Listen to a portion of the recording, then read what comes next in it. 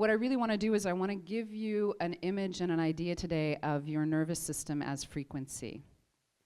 And just before I start, I'm curious if anybody finds that to be like a normal thing, that your nervous system is frequency. Right? Yeah, because it's pretty logical. We just don't happen to really talk about it in medicine that way, or about our bodies or different things like that. So I'll just give you a really brief view of what I do and then explain why I do it. My work is called neural resonance therapy because of the resonance that runs through the nervous system. I was trained as a shiatsu therapist and an acupuncturist back in Toronto about 20 years ago. I'm a dual citizen, so I live a lot in California and I do a lot of traveling. And neural resonance therapy isn't really just so much a therapy, even though I was trained in shiatsu and acupuncture. It's really a way of kind of an accelerated anatomy, where we're combining Western and Eastern concepts. So yeah, this whole kind of weaving, it's really, what I do is I teach people who work with the body how to access the nervous system more directly to amplify whatever treatment they're doing. And so that's what we're going to talk about today in a little bit more detail. But really this idea, I want to kind of whip through the PowerPoint as much as possible so we can get to more, a bit more experiential and Q&A. And so I'm going to try to pace myself through this fairly quickly, because really getting the vision of yourself as the nervous system as frequency is what I really want to leave you with. And it's sort of trippy because we're talking about the nervous system like it's an it. And my nervous system is what's talking to your nervous system, talking about itself. And at some point, we have our subconsciousness, which is running everything, and then we have our consciousness, which is talking about itself like it's an it. And that's weird. So we have a nervous system that is in the body, and if it weren't for the electrical components going on, it's like the wiring in our bodies. And that wiring is what's running absolutely everything that's going on. We have a little sinoatrial node in the heart that emits an electrical impulse with this kind of, just like a crystal, when you put electricity through a crystal, it creates a very regular pulse so that you can tell time by it, and that's why we have quartz crystal watches. And your heart does the same thing. So there's this little node called a sinoatrial node, and it emits this electrical impulse from like offshore somewhere, we don't know from where, and it shows up in the heart, and that's what, on a physiological level, we say is the genesis of life in the human body. When I asked 20 years ago in physiology class, like, where it came from, because how could it be possibly considered the genesis of life if we don't even know where it comes from, I was told that when I had a better answer, I could come back and let the class know. End of discussion. So, you know, we really don't view things unless they're actually here and quantifiable as being valid. After that electrical impulse goes over the bundle of His and Purkinje fibers and causes that contraction, your nervous system is running everything. And your nervous system, this it that I'm talking about itself, is the brain and the spinal cord, and it's fueling everything going on. And so just imagine for a moment that your brain and your spinal cord in your body is the thing that's living. And it needs to get food to nourish it to keep itself going, so it grows limbs in order to be able to go out and reach and touch and become aware of its environment. And it needs to move your organ systems around, and so it's grown legs in order to be able to walk this being of creation and neural impulse around. And then just take a moment and turn to somebody and look in their eyes for a minute. And consider the fact that it's this brain has made, this neural brain has created 8 layers of tissue in order to bore holes so it could see outside. So what you're looking at is the only external manifestation of your nervous system, allowing itself to have the ability to see each other and actually connect with the exterior world. So this is your nervous system talking about itself, communicating with others, which is the same thing. And so it's quite a rabbit hole. So there's a whole bunch that I could talk about. Today's talk is about sex, Kundalini, and sacred geometry, and so I'm going to be whittling it down to that. If I had to choose one thing that I probably know best out of these 3, I guess I would have to say sacred geometry, and that's extremely funny to me because math was the only class I learned how to fall asleep in high school, and the only class I subsequently failed. And therefore, the fact that I have anything at all having to do with numbers or geometry is like this massive cosmic joke to me. Because I certainly was like, that was the last thing that I thought I was going to grow up and do. Sex, I've had. And that's, of course, just an ongoing lesson, as this room certainly knows. And Kundalini is really the reason that I'm here. It's the reason all of us are here. But it's the reason that I'm here because of an experience that I had 20 years ago. And I had a very powerful Kundalini experience. I didn't know what it was at the time. It was extremely violent. It was not, I did get an experience of bliss for an evening and a day at the end of a month of living terror. And not a lot of people talk about the hard, I mean, people will talk about the hard parts. I spent years not talking about this experience because it was too hard to even talk about. Because there's a certain thing that happens, I discovered, when we share experiences with each other. So if you tell me an experience, we know neurologically that my brain is going through a filing system, and it's looking for the file that understands your experience. And as soon as it finds the file, it puts your experience in that folder, closes it up, puts it back up on the shelf, and I feel good about you, you feel good about me, and we both feel safe in the world, and that's great. So if that doesn't happen, I'm still going to be looking for a file that's going to somewhat match your experience. And even if it doesn't match your experience, I might think it matches my experience because that makes me feel safer, so I'm going to stick it in that file and put it up on the shelf. If I can't find a file for you, I have a couple of options. I'm going to think that either you're like a bit of a drama queen or king, and maybe you're just exaggerating, or at worst, you're just delusional, and because that stuff just doesn't happen. And then the last point that I might come up to is like, I really think it's really beautiful that you have this experience that I have absolutely no concept of, and I just think that's fantastic. And that rarely happens because we have a sense of really needing to understand what other people's experiences are. So I kept my mouth shut for a really long time about what happened because it was such a violent, such an intense, and such an out-of-the-box experience. And I think a lot of us would agree that this is really what's going on in relation to everything else that we call reality, because we don't know what reality is. So when we're talking about sex or Kundalini or sacred geometry, we're talking about the other world. We're talking about this across the veil sort of idea when we're talking about sacred sexuality, right? Because there's the more terrestrial sex, and then there's very connected to the sacred sexuality, and the same with Kundalini, and the same with sacred geometry. So I say that because I want to encourage you to tell your stories, because I know from personal experience that there are a lot of reasons not to tell your stories. You get a lot of blank stares. My closest friends and family, in fact, have said to me over the years, if it wasn't you, I would have thought that you were lying. I had very strong auditory and visual hallucinations. I had really what felt like 5 million volts of electricity go up my spine, to make a much longer story short, and I really barely avoided a psych ward. And the only way that I did was through a very bizarre series of events that kept me very safe. And I know that if I had been filled with a whole bunch of drugs and antipsychotics, when I couldn't even eat and I couldn't sleep, and I was constantly hearing voices in my head, and they were telling me to do really not good things, and I was getting so worn down from what I now understand is a huge amount of energy ripping through my nervous system that was scrambling my brain like a radio dial up on high, that I didn't even know if I was going to do what the voices were telling me to do. And so I was terrified. I was terrified for an entire month. At the end of that month, I finally, I think my nervous system just gave out because I couldn't support it anymore. And rather than killing someone or something, I had a remarkable experience of bliss and was filled with this very green phosphorescent color that I could literally see inside and out. It was one of the first nights I'd been out because a really good friend had dragged me out of concern and had vowed he would pour me into a cab and like just let me go home if I really couldn't be out, but he wanted me out. And all of a sudden I was bathed, I wasn't even planning on telling you this story, but I was bathed in this bright, bright green.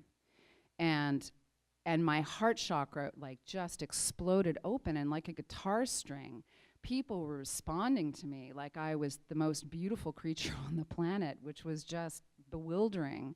And I had such an incredible state of bliss in my body. And actually 3 people came up to me that night and said, "You look so beautiful. You're just glowing." And I like was laughing maniacally because I was literally glowing, and just none of it made any sense to me. So the bliss experience that I had for an evening and a day, I actually went home and I slept for the first night in a month. And I woke up and the bliss was still with me. And the only sentence that I could use to describe the download that I was getting was that I saw the greatest possibility of any given potential. Meaning that this idea of this birthright that we have as God or as the energy of creation is absolutely open to us and is our birthright. And my ego is far too developed to be able to maintain that level of power. And as a species, our egos are far too developed. And I knew that if this awareness and incredible insight and power stayed with me, I could see how messianic states come in, or that it's far too easy to manipulate and encourage people. And I recognized it was like a 5-year-old with a grenade in my hand. And so eventually the bliss left me, but it changed me forever. And it's the whole reason why I do the work that I do. So because I was trained as a shiatsu therapist and an acupuncture, I come from a family of people who have always worked with the body. I began to try to piece together what had happened. So all of my life's work is actually a healing journey, because really nothing mattered after that. I was grateful to be alive. And that was the hard part to explain to people, because people were like, oh, that's just an exaggeration. Your body's not going to do that. And it's like, no, really. And then in the Sanskrit texts, they say that it's a highly dangerous thing. You have to, be with a guru. You have to be trained. I think a lot of us are having experiences like this because as a species, we're evolving and going through a huge leap. So these experiences that are out of the box and the weird shit that happens is becoming more and more common, but it's not yet commonplace. And so I think it's important for us to share our stories, and I'm not going to go into any more detail around mine than that, but to encourage you to not only share whatever stories and weirdnesses come up for you, to also consider that there are things in your life that you might look at and think are normal that everyone sees, when in fact they don't. And your blue might be very different from my blue, and a whole bunch of different things. So just the observation of what your nervous system is actually seeing and transmitting and coming in can be very different from somebody else. And lastly, I also see that despite the fact that I understand the responses and reactions that people get when they share experiences, and I've felt the shutdown when people can't really contain the story that I'm telling, I find that there are certain words and stories that do that to me, because I don't know about you, but I am having definitely out-of-the-box conversations with people, and I don't have a file for it. And I'm like trying to find a file, and there's no file. And I'm watching myself kind of judge the people within that. So when people say things like, or write or discuss the fact that they're fully enlightened masters, my back goes up. I have a real attitude about the whole thing, because I'm thinking, so I live on the West Coast a lot, and I'm from the East Coast. So I have this very schizophrenic West Coast, East Coast thing going on. I can never figure out how I feel about anything. And so when people say things like that to me, and use all these words of this, kind of awakening process, the West Coaster in me is like, don't be so arrogant. Just listen to the story. Don't block what your experience is. They're going to start selling enlightenment at Starbucks soon, and you're just going to have to get over yourself.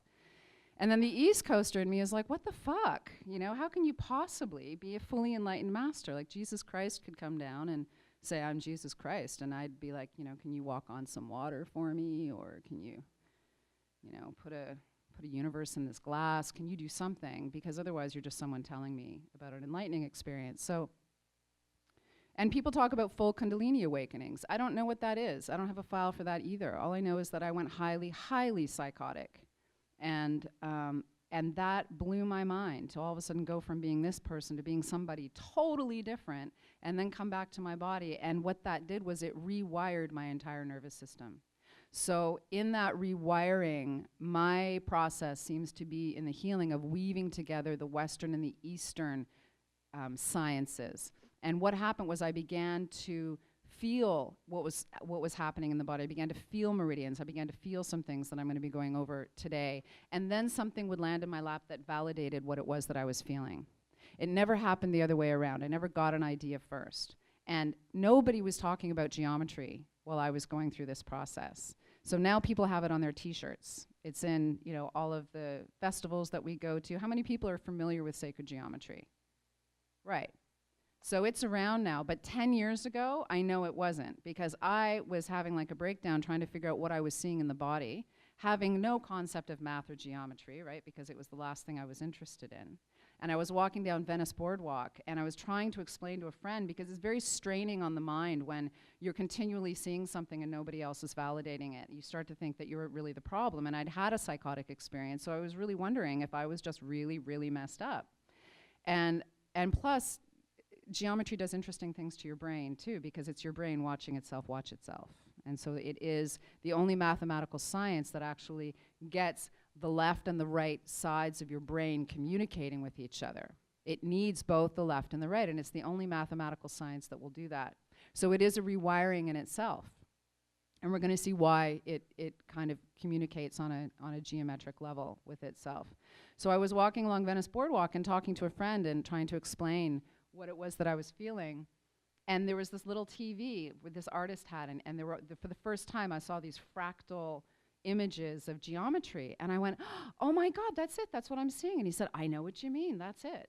So that was great that I had that experience, because I know that 10 years ago, that was the first thing I was seeing in Venice, California, where everybody's all about sacred geometry. So it's, even though it's been around since Egypt, old ancient Egyptian times, and there's a remarkable history that I'd love to go into today that I don't have time to go into.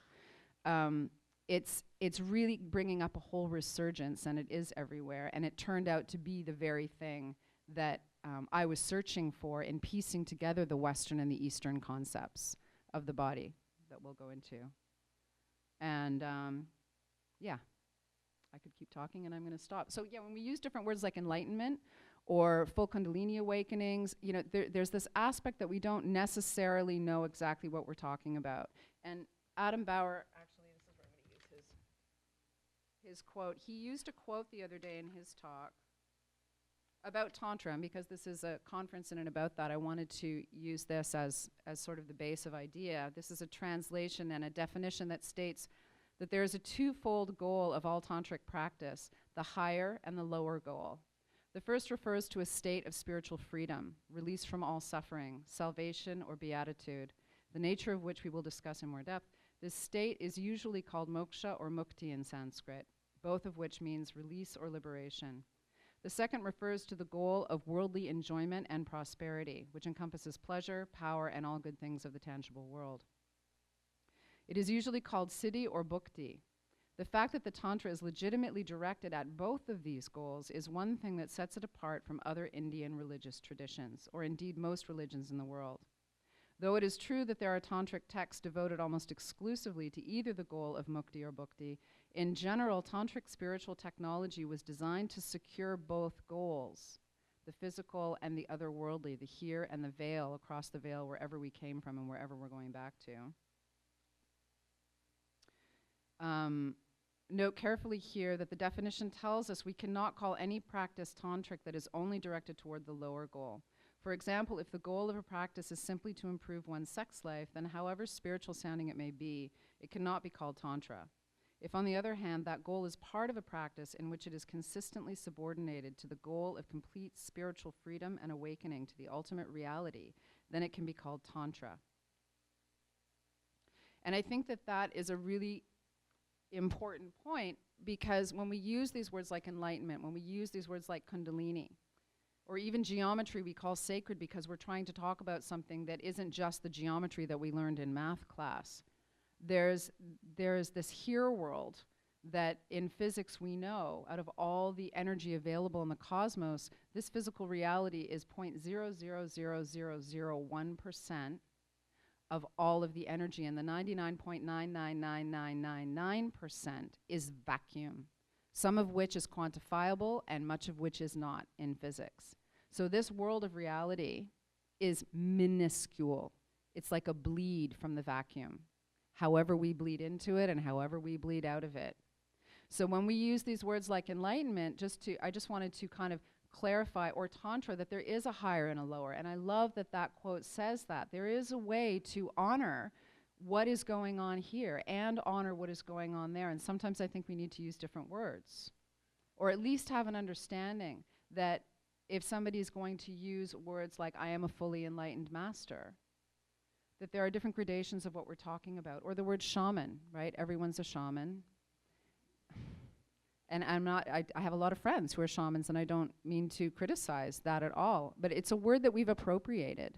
Because shamans are beings who would go over into that 99.99999% and go into the blueprint of life and bring back information. That's a very powerful state, and the mystery is vast. And I think if I took anything from my experience, it was just how vast it is and how incredibly small I am. And while that sounds like I have a lot of humility, I don't. I also have a huge ego and a lot of arrogance about words and attitudes. But I just wanted to be able to kind of discuss this idea of what I'm going to call the event horizon, which is a big idea in physics. That the event horizon, there's a here, and then there's a crossing point, and then there is the all of there. So when we're talking about Kundalini, like if I'm in a yoga class and I hear often things like, if you feel a little wave go up your spine, don't worry, that's just Kundalini. And I'm thinking, that's not my file for Kundalini. But at the same time, it's not entirely wrong, and this is why. So we have these concepts, prana and chi. Prana is a Hindi concept, and chi is a Chinese concept. And so Kundalini has its counterpart in Chinese medicine called Jing. And its discussion is the idea of this incredibly vast amount of energy that's in the universe, which is unquantifiable, that we are a bleed of. We could not be able to embody all of that energy, because what would happen if we did? We would explode, right? Like there's no way that this current, right, this beautiful nervous system that is talking about itself right now, has the ability to run that level of current through the body to actually maintain life as we know it. So somewhere there's this amazing little dropper, and that little dropper puts in just enough for us to be able to run these temples as beautifully as we run them, but not enough to actually like create whole worlds. There's a lot of stuff we can create, and we've messed up a lot of stuff by the level of creation that we already have power over. So we don't actually get enough to like create whole universes, and like who's got the dropper, right? That's sort of a really interesting concept.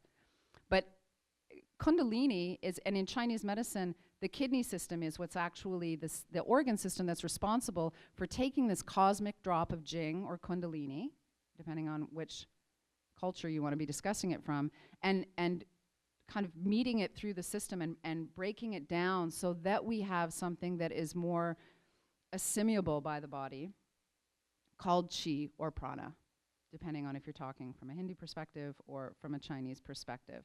So chi or prana is recyclable. We can build it up, we can build it down, we can waste it, we can do whatever it is we want. It depends on our lifestyle choices. You know, how much do you do all of the things that are good for you? How much do you do all of the things bad for you? And of course, the ancient arts have always taught that sexual energy is a very important part of that process. And of course, we all know that in the Tantric and the Neo-Tantric practices that we work with today, the idea is to actually take that sexual energy, build it up through the body in order to be able to really replenish that chi or prana. Jing or Kundalini cannot be renewed. It is the cosmic drop. And the Buddhists say, you're given so many breaths when you're born, so breathe slowly, which I think is a great way to describe it. Another way I describe it is it's like you're being given a bottle of wine at birth, and you could be given Chateauneuf de Pape, or you could be given a bottle of Planck, and you don't really know which it is, and that's what we would call genetics. And you can share it with all your friends really liberally, or you can sip it really, really slowly, but once that bottle of wine has been drunk, the whole thing's gone, and it's game over, and that's your expiration date. So there's a difference between Jing and Qi, and Kundalini and Prana. And I just wanted to kind of make that clarification. Kundalini is like the battery pack in a body. So when we have a radio and we flick on the radio and you've got the voice coming out and you've got the red light on, that red light and that voice are not the batteries, right? But they can't run without the batteries. So it's not incorrect to say if you feel a little wave up your spine, that's just some Kundalini, because the whole reason that we're here is that Kundalini is running the nervous systems that are here listening to my nervous system talk about itself. You can hear where I went a bit crazy. So the first thing that I began to see was that sense and see, were the meridians that I was studying. I began to feel very distinctly in my body. And it was a very long process of personal sensory experience and then working with a lot of clients and seeing things light up on their bodies. And so first I began to really track the meridian system through my body. And then I began to see that they were actually running into like 3 vertical lines in my body. And I didn't know what that meant because I hadn't heard anything of it. But it turns out, and who's read Gopi Krishna, Living with Kundalini? One. It's a great book. It's Gopi Krishna died in the 80s, and he was a pundit in India, and he actually begged people in science to use his body as exploration to what the Kundalini process is. And nobody was listening from a scientific point of view, and he died in the mid-80s, and he was a prolific writer and wrote a great deal about direct experience with it. And I read that book like 3 times and synopsized the whole thing in like 13 pages, because that's the kind of freak I am and the things I do on a Friday night. Living with Kundalini by Gopi Krishna. So he makes mention of there being 3 vertical lines in the body, but that's all he really says about it. He actually says he doesn't see chakras in the body, and that's an interesting thing that we're going to kind of get into later.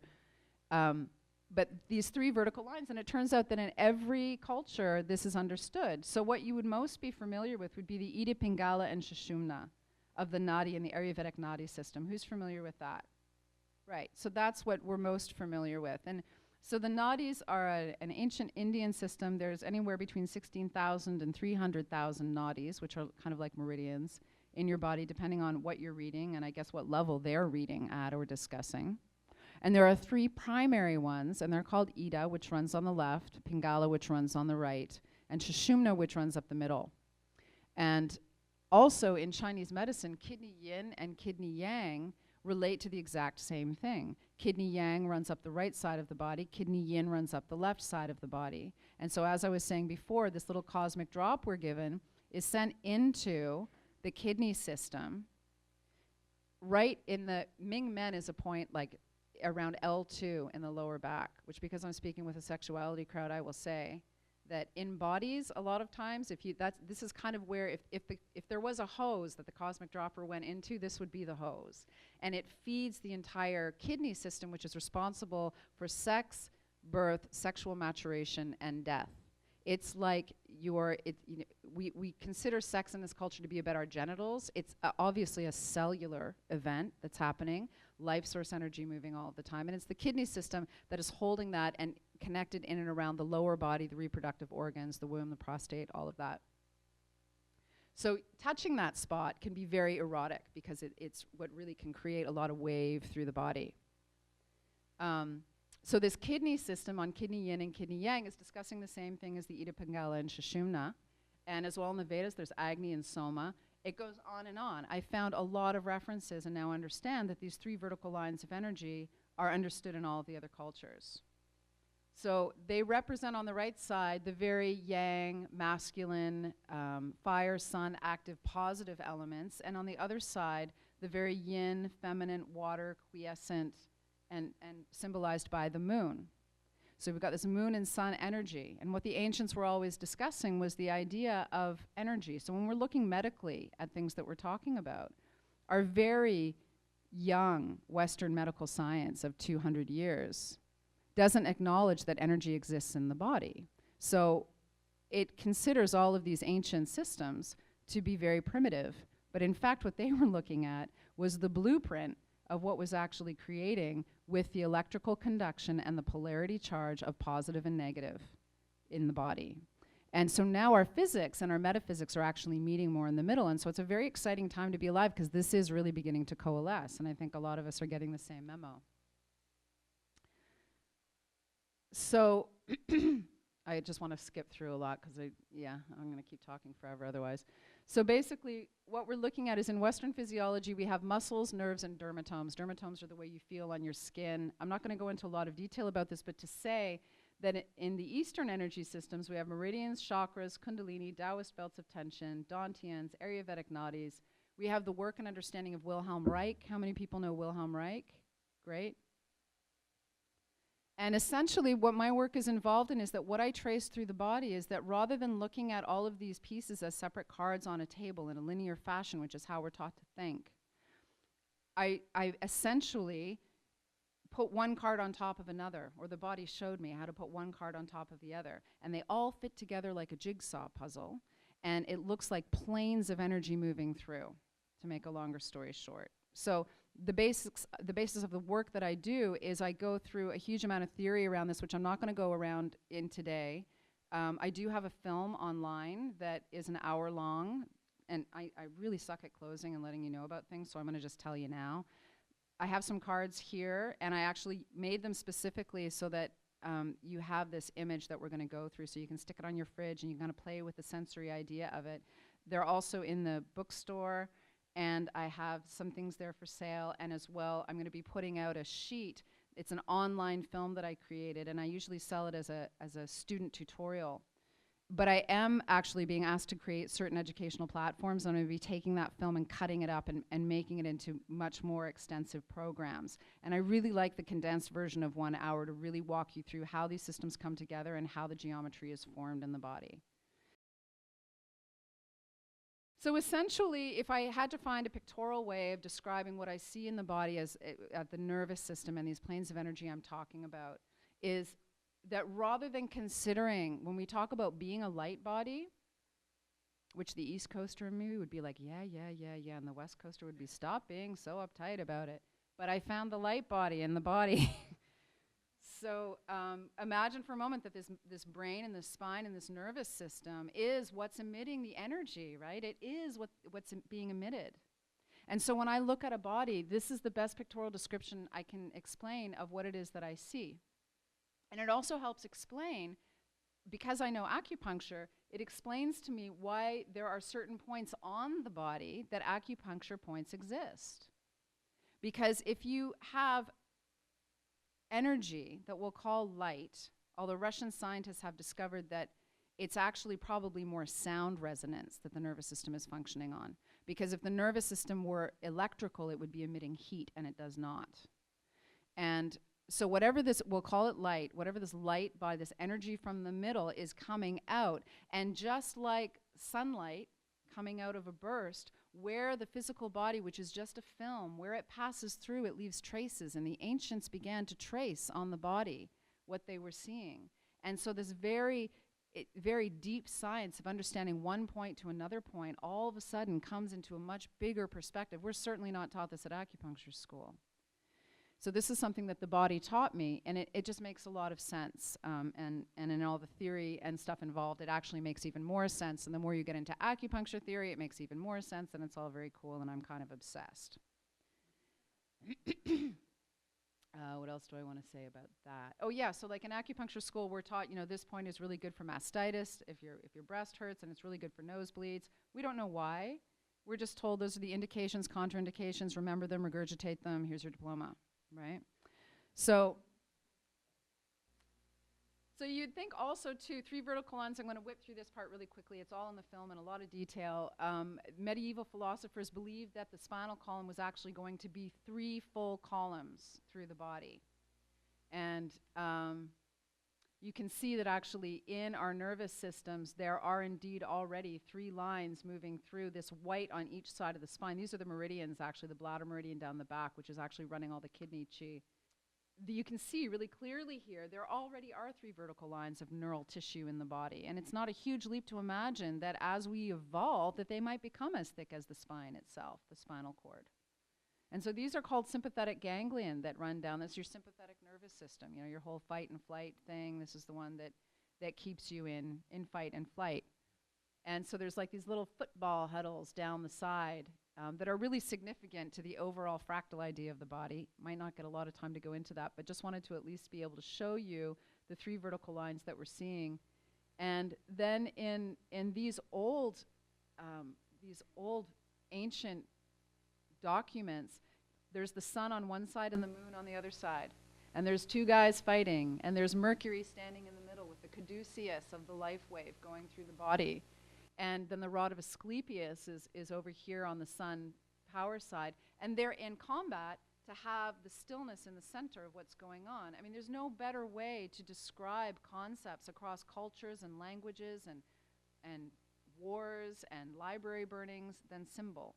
And the sun and the moon has always, since the ancient Egyptian times, been the symbol of heaven and earth, of masculine and feminine, and of the polarities of the body running the temples we live in and the universe itself.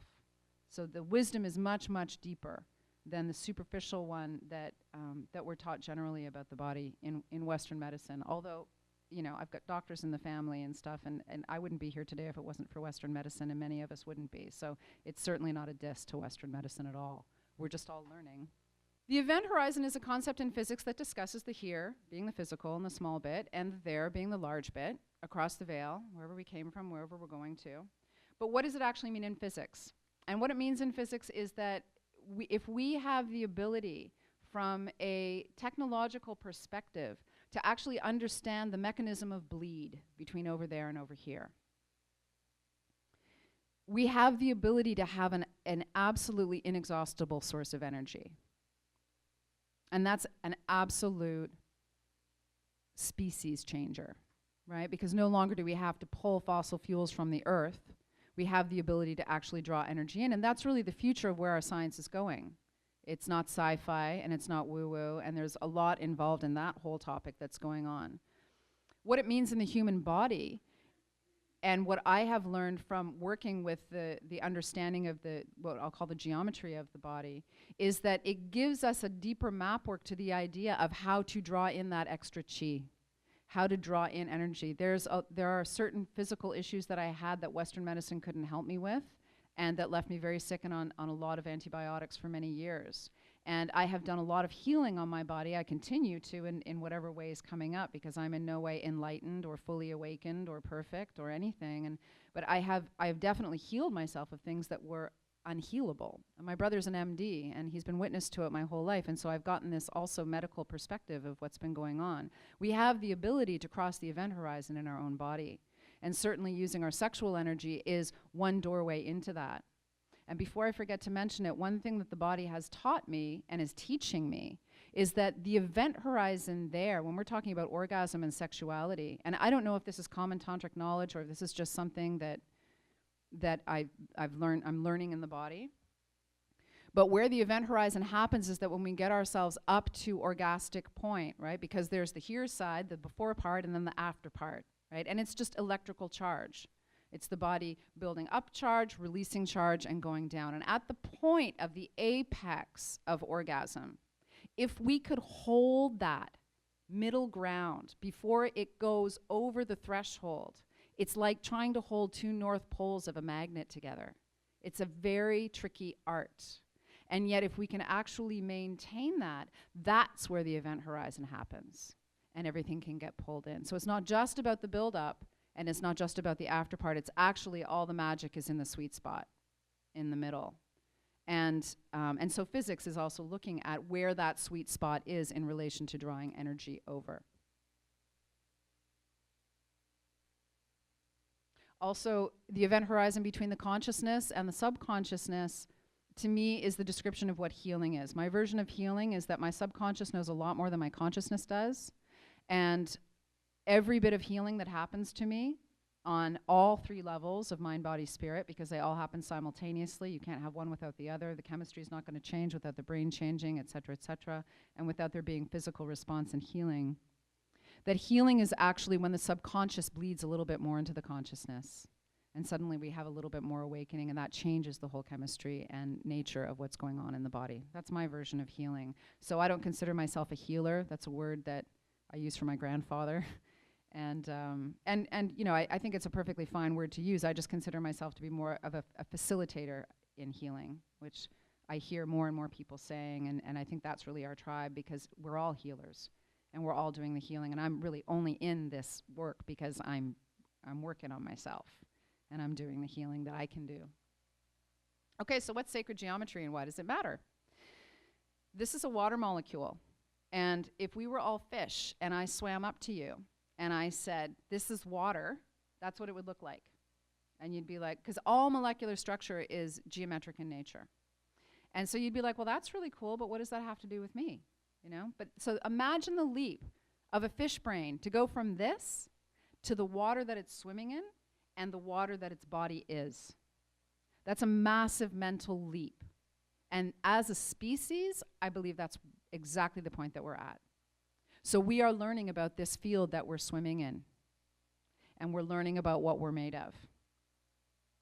So it's very significant because then we're actually talking about field. And I love the history of all the people like Mesmer and all the people who were exiled for talking about field or etheric matter in the body and different things. And so we're still working on it. But you can see it everywhere in nature. It exists everywhere, this geometric patterning in one form or another. And so geometry, like I love this one. This is just like an acid trip, and you can eat it for dinner. And I know, right? Such a trip. This is really beautiful. This is by John Martineau, who's an amazing geometer in the UK. And he has a book called A Little Book of Coincidence, which I love. And it's because this is the kiss of Venus. This is how Venus moves around the Earth every 8 years. And you can see these geometric formations happening. You can see that it's spiral. And you can also see that if you connect all of the spirals together, it makes a perfect pentagram. You keep this up like a spirograph, that's what it looks like. That's what we're swimming in. Without going into a lot of detail as to why, the 3 vertical lines led and horizontal lines led to a geometry that I began to see in the body, and this is what it looks like, and that's what's on the cards. I think the most important thing that I could share about this whole idea is the vertical lines. So we don't just have a central channel, we have a channel that runs down the right side and a channel that runs down the left side. Best way for you to be able to understand that is even like, if you have, let's say, like we were talking about a tooth issue yesterday. If you have a tooth issue over here, very commonly the tooth molars back here and up here are relating to 2 particular planes. When clients come to me and they have a tooth issue, I immediately start looking at what line we're talking about. Because the right side is governed by the liver and the gallbladder, and the left side is governed by stomach and heart.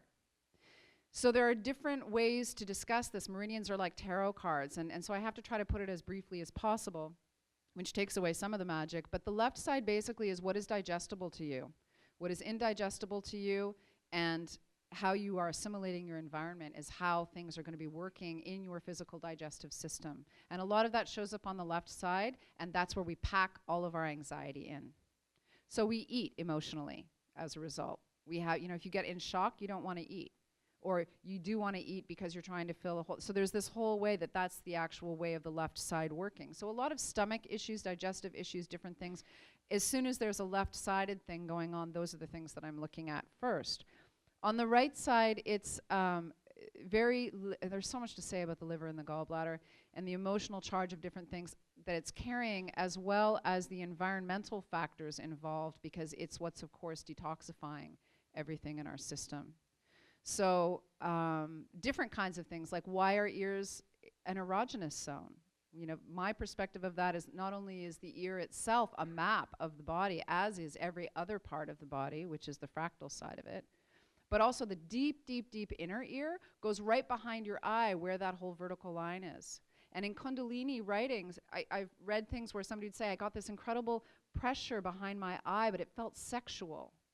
And it's because we're hitting the tree. Sexuality is a cellular event. And the here and the reality, the bhukti part of it, we consider it to just be a very genital event and a rush up the spine event. And I encourage you to look at these 3 vertical lines from the perspective that if there was a whirlpool going down and you had to draw it 2D, it would look like 3 vertical lines. You can't have the middle path without having a left and a right side.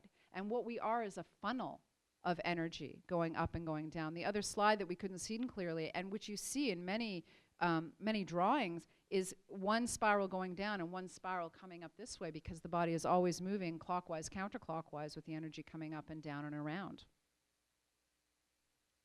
So what's valuable about where these intersection points are, that I call them here, is that you can actually watch pleasure and pain move through your body from these centers, but you don't necessarily notice, right? Like let's say you've got, like right now I've got kind of a neck thing going on right in here, and so I have like a point up in here Even though this structure is from creative center to creative center, it's very fractal and moves out. And I'll explain fractals in a moment. But the whole body obviously is connected. So let's say there's a point in here and I'm feeling something here. But then maybe in 10 minutes, I feel that sort of nagging pain that you can get in the middle of your shoulder blade.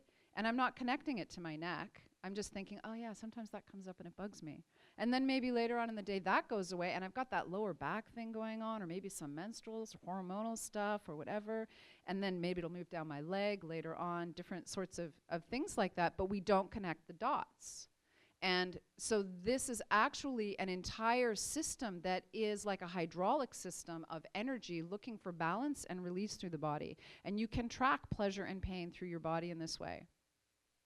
I love the fact I was just teaching in Australia, and there was one gentleman, he's an author, and had come to some workshops of mine and had come for a number of sessions and different things. And he wrote to me recently and he said he's been working with this idea with his partner in lovemaking.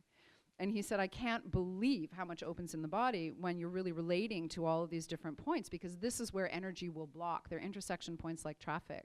So when I'm teaching people in workshops, I'm teaching them, it doesn't matter how you work. I don't work with people's genitals, but a lot of people in the Tantra field do. And so when you're doing pelvic work or something like that, or massage or acupuncture, there's going to be certain areas where the body is about to, it will block energy. And if you know where they are and how to link them up, it helps the body release more so that you're getting more flow. So it's not a new therapy. It's just a way of amplifying whatever we do by understanding a kind of subtle anatomy of the body and the logic of how the West and the East actually weave together, because it's logical. So this guy was saying that he wrote to me and he said, thank you for new pathways to ecstasy. I had no idea. So this seems to be working for other people too. Certainly with clients or with students, the main thing I hear is you help me work to core. It's a whole difference, because we are going into core, in. It's never on the body. It's what center in are you doing, and it creates a whole response through the body. Now, if you viewed this from 2D, right, because this was if I had to draw the tornado or the whirlpool in 2D, but it's not a 2D idea. It's actually a very 3D structure. And if it were 2D, there would just be a straight line across the middle of the head. But in fact, there are particular primary planes in the body that move out from this thing. And when I kind of drew them out and really looked at them, and this is in relation to the meridian system and to all of these other systems, I was just putting together, connecting the dots without knowing or looking for anything. And so it creates a triangle, because you have to be able to see depth in the body. And of course, because it's valid one way, it's equally valid in another way. And suddenly I had this ancient symbol that I was looking at, which set me on that path where I can start to get much more esoteric as things went along. And which is, of course, everywhere, the same fire, water, different things. So I was seeing all these links being made between not only systems, but the ancient past and the current world and medicine and what have you, and the idea of light and refraction.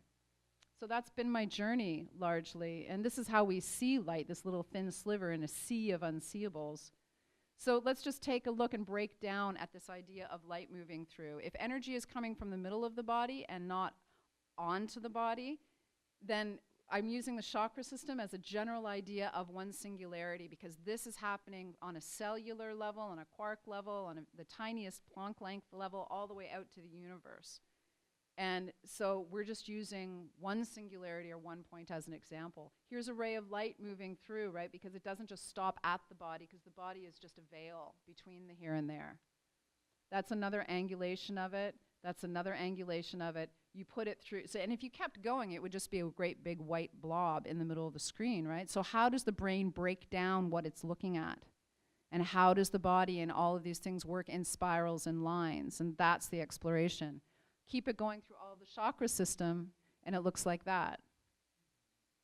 So when I look at the meridian system, it looks to me like cheat notes from 5,000 years ago of, you know, what people needed to study to do basics, not to mention all the burnings that have happened and a lot of information that's been lost. So we're looking at it like this is the meridian system. It's been around since here and there and thousands of years ago. The meridian system we have now was created in like 1492 from a compilation of things we don't even know. So we're still very much in the exploration of what all these systems mean and what it means to our own health and healing. And basically what it means is that our own practices allow us to be able to cross the event horizon and that we heal ourselves. My line on my website is, if you have a body, you are the best healer that you know. And I think that that's the exploration. Who knows what a fractal is? Awesome. Okay. Who knew what a fractal was 5 years ago? 10 years ago? Wow. Okay. So a few. I didn't know what a fractal was till I saw it in the body, and I got the whole concept of like things moving out. And then the next day, an article fell into my lap and explained fractals to me. And now I'm all about fractals, and fractal anatomy is the title of my book that I'm writing, Fractal Anatomy and the Geometry of Healing. So it was discovered by Benoit Mandelbrot. And basically, this is math creating shape. And if you keep zooming into it, it keeps creating the same shape. Fractals explain how mountain ranges work, they began to notice. But this is a highly sophisticated, cutting-edge mathematical truth. And numbers make shape and make form. Cell phones work because you have antennas in there that are in fractal form. Otherwise, you'd have all of these little things hanging off your cell phone. And that wouldn't work. And in fact, there's a great YouTube clip on it. This guy who's this I guess he's a physicist or something. Anyway, he was like young, and he was doing something with electrical things that his landlord didn't want, you know, one of those discs. I'm so stupid about everything like that. Anyway, he needed to have a lot of antenna. And his landlord was not pleased about it. So he figured out fractal, decided the idea of using Benoit Mandelbrot's idea, and made this little kind of the square that goes into the square, that goes into the square, that goes into the square. And that's how your cell phone works. And in medicine, they are discovering that cancer tumors actually start to create different blood flow in a fractal form. So the way to be able to begin to understand cancer prior to its arrival is actually being able to understand blood flow. And they couldn't understand it because it was so chaotic, but they're understanding now that it's more fractal than anything. So I take that concept of fractal because I see it in bodies in a different way. So for instance, put your leg like this. In the lower part of your leg here is a really sensitive spot called spleen 6 in acupuncture, and it's very connected. It's contraindicated in pregnancy, especially in the first trimester, because it can cause miscarriage. But basically, it's always been known that this lower part pertains to the lower part of the body. What the body has since taught me is that the middle part pertains to the middle, and the upper part pertains to the upper. And without getting too complicated, it can also flip around. But for now, let's do upper, middle, lower. So in your calf, you're going to have like a lot of people, most people in one form or another, have like a little walnut, I call it, in there. It's really sensitive. If you can't find that one, just work down your calf and you'll find something that hurts. Right? My favorite thing is finding, if there are people like, I can't find it, I'm like, I'll find it. Okay. Exactly. So this is a really good point up in here. When you get that nagging pain between your shoulder blades, try this. Also, because it can flip around, I don't want to get complicated, but really good for lower body in through here as well. Essentially, without even worrying about the intellectual details of it, if you go into your calf and really find those sensitive points, you will start to open up different parts of your body, and you will notice that a pain that you had in your body changes because of what it is that you've opened up in your leg. Because we're fractal, right? That might seem odd, but how can the ear be a mirror of the whole body, or the hand be a mirror of the whole body, or the foot be a mirror of the whole body, and not have every part of the body be a mirror of the whole part of the body? Because we're fractal and holographic in nature. So really working down, this is one of my favorite things to do. And when I'm working with clients, a lot of the times they're chatting, talking, we're kind of soaking into some, getting down to business. And I'll start working down their calves, and it's already giving me a read of what I'm going to find in their torso. I'm already getting a read of like the left and the right, what's going on, what organ system might not be working in relation to their symptoms, in relation to what they're looking like, in relation to what they're saying. And the calves giving me a total read of the torso. So my best way to describe this is like if there was a house and there was a big truck outside with lots of boxes in it, and it wants to bring all the boxes into the house. If you just kept filling up the foyer, it would shut down the house pretty quickly and there'd be no in and out. So the logical thing is that the whole family comes together and they grab all the boxes and they pack them in the den and the kitchen and the little kids' rooms and all the different things so that more boxes can come through. Eventually, so many boxes come through that the whole house is filled up, and there's your expiration date again, because there's no more movement in there. These parts are like the little kids' rooms. It's areas to pack things away in order to keep an overall balance of the body. And it's also there because the whole body is fractal like a mirror in everything. So you would be able to read the whole body from your finger if you could do that. I'm convinced we could map the orgasm out and understand so much about the body. If we could all actually really compare and understand how we all relate to our sexual energy, we could find maps of attitudes and health and ways of being in that. We could map out the diaphragm, could map out all of these different parts. So fractals mean a bunch of different things. They basically are a, what does he say? Yeah, that's not the phrase I like. It's the same pattern that's repeated at different scales. Okay, so here's the same pattern repeated at different scales all throughout the body. I'm writing a book on tattoos because so many people are getting them now, and I began to notice when I worked on people that what they had and where said a lot about it's like a diagnostic. It gave me another indication. Upper, middle, lower is upper, middle, lower. What you wear here is like what you wear on your sleeve. It's closest to your heart. What you wear here is what you'll fight for. What you wear, sometimes you have like a tattoo around here, and it's like lung issues. Another tattoo there, lung issue, lung issue. All of a sudden, I've got a whole diagnostic of what's going on. So what's going on with your lungs? You know, they're like, how would you know? So the body can be read in that way. And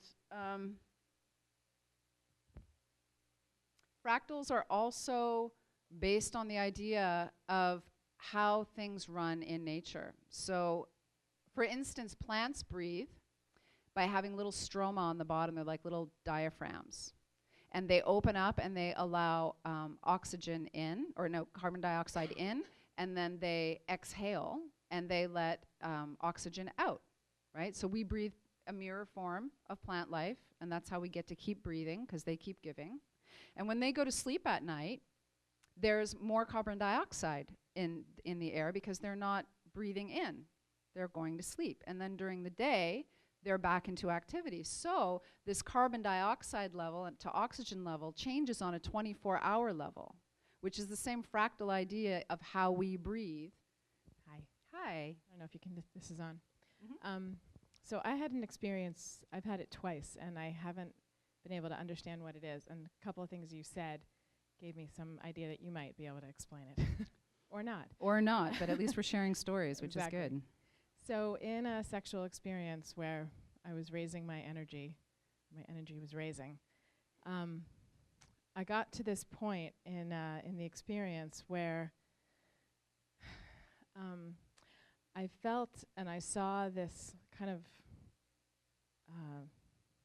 boundary line, and I felt, as I approached it, a lot of fear, and I felt like if I went over, I wasn't going to come back. It's quite possible. In my experience, it seems quite possible. Yeah. So I've just been really curious about what that is, and you said something about the event horizon. Yeah, and so I use that term kind of as a metaphor for this passing over point, or like as the book was saying, the bhukti and the mukti. You know, there's the here and there's the there. There is the veil, and I know that no matter what happens when you cross that event horizon and come back or whatever it is, especially in a sexual experience, I think the ego gets very frightened because there's a huge surging of energy that comes back up through the nervous system, and part of you does die. Part of me absolutely died in that, and the part that didn't think any of this could happen is alive, you know, or died and is alive to something else. And so I think it is scary, and no matter if we go over or come back or not. And the ultimate practice that we make every day is how brave are we in the face of that event horizon come the time that we're not coming back. And I think that that's the ultimate practice of being here. Yeah, thank you. So I have a really quick question. I've heard in these, sexuality things that there's this Kundalini experience that you can have, might have, whatever, and I've heard a little bit about what happened to you, and this is really awesome, and I'm sitting here going,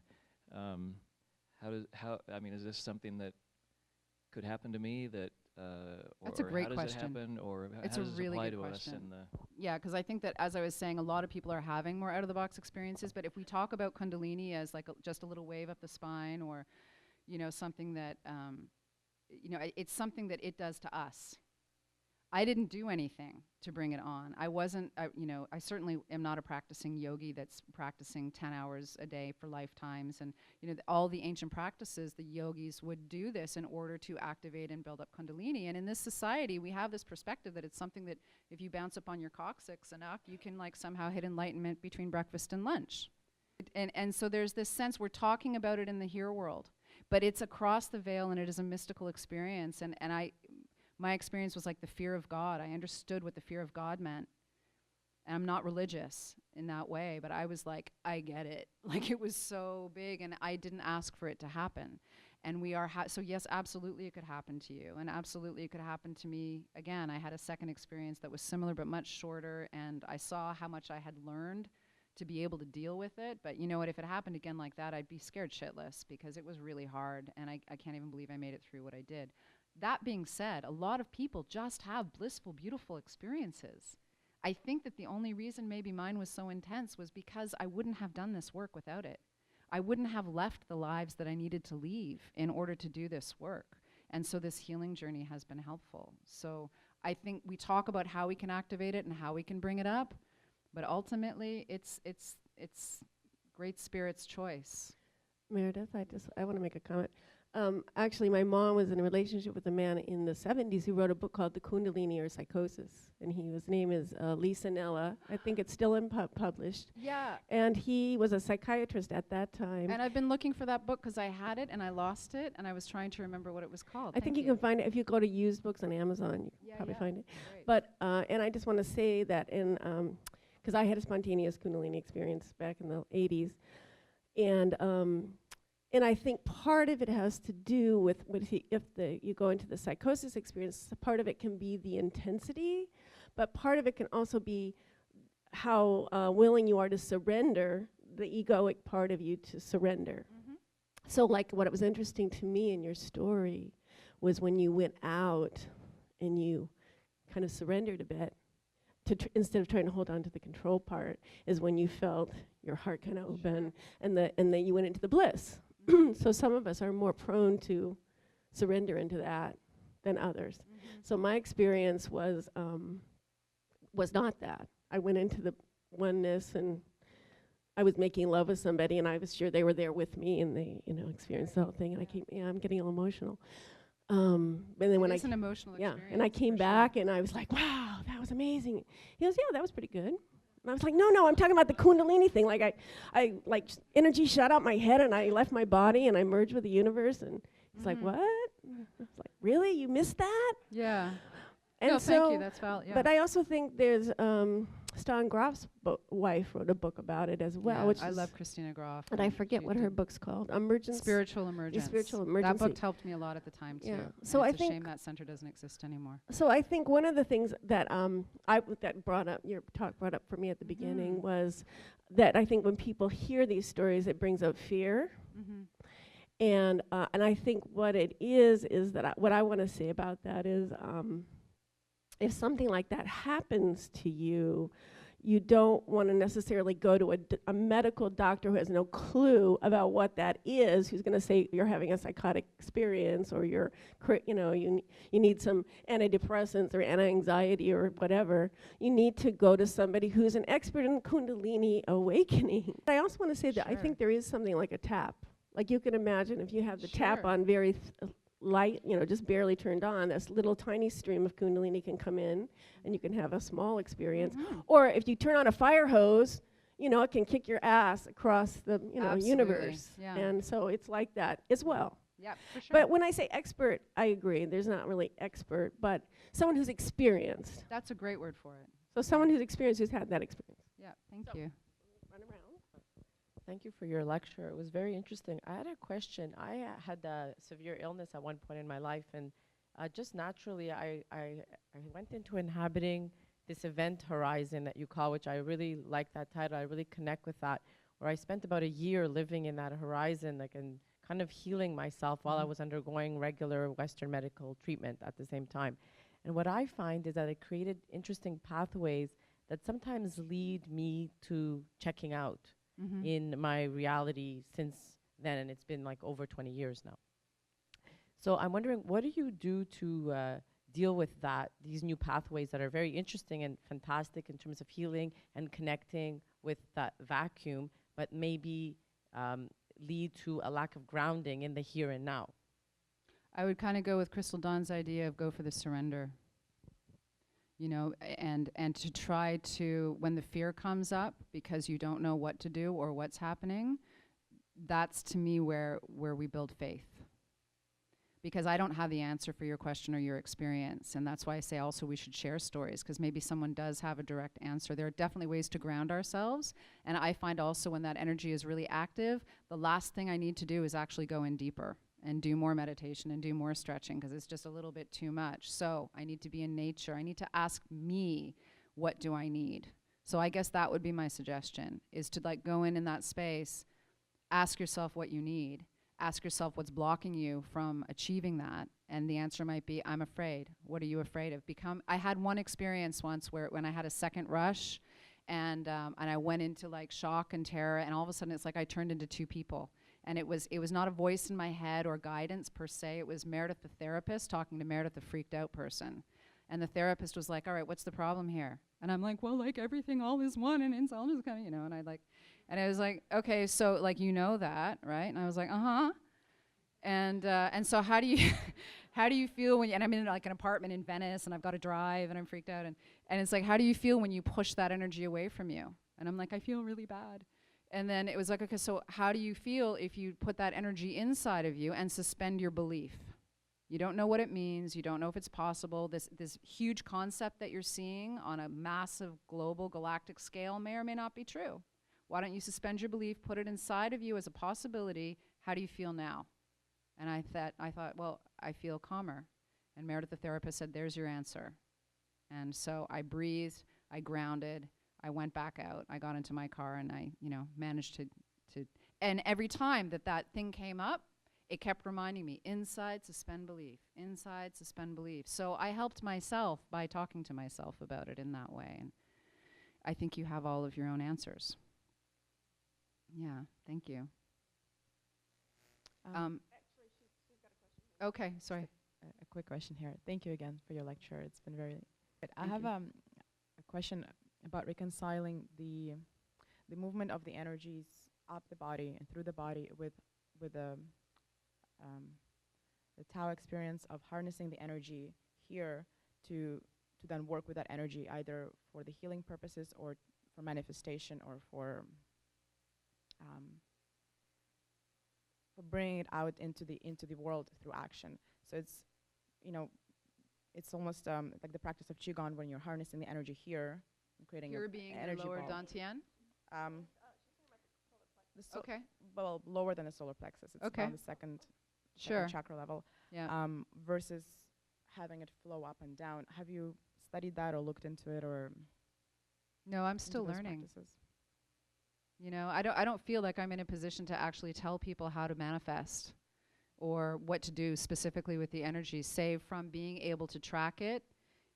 I feel like my role is to help us get in touch with what's actually going on neurally so we can find our own answers and share that idea. So I think I understand your question, which is how is it moving up as opposed to here, and what's the area to use for manifestation? Is that what you mean? I think generally what I see is like a funnel, this funnel idea, and there's energy moving up and energy moving down, and I can choose to focus it on a particular place. I can choose to have it come up. I see a very toroid shape where it's coming back in and around, whether I'm in meditation, whatever it is that I'm doing, or in actual manifestation work. And my practice is actually sitting in the field, and energy moves through and it teaches me how to work with it. That's the best that I could say, because again, telling you what to do, I don't think I'm qualified for. Cheers. Thanks. Oh, I forgot to show you. Wait, let me just show one thing. I forgot to show you the coolest thing. The whole point of this was that when I could actually pull the shape out of the body, this is what I found. It's not 2D, it's 3D. You can see the Seal of Solomon. And so when I actually pulled it out of the body, it does this really amazing geometry. And they're actually there's a couple of these that I have for sale in the boutique, in the bookstore. Yeah, Sacred Sex Boutique. And so there's, at least spin it and go take a look at it. And so I thought, like, I was not looking for it. And I thought, well, even if I'm wrong, it certainly looks cool. So, and that set me on my world of geometry and all the stuff that I know about geometry now. So yeah, there's loads to say. There's free stuff on my website and at templebody.com. And thank you so much for your time and being here.